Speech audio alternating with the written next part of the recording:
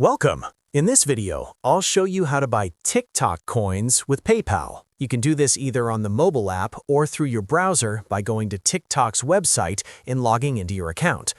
After logging in, go to the TikTok Coins Recharge page.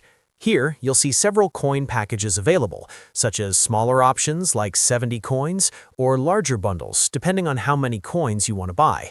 Next, choose the coin package you want and click the Recharge button.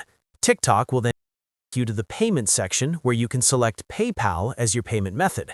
If you're not already logged into PayPal, a new window will appear asking you to sign in. Enter your PayPal details and authorize the payment.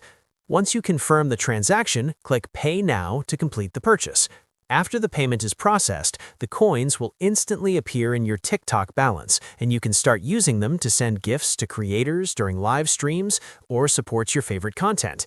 If you run into any issues during the process, go to Settings and Privacy inside TikTok, scroll down to Report a Problem, and submit a request.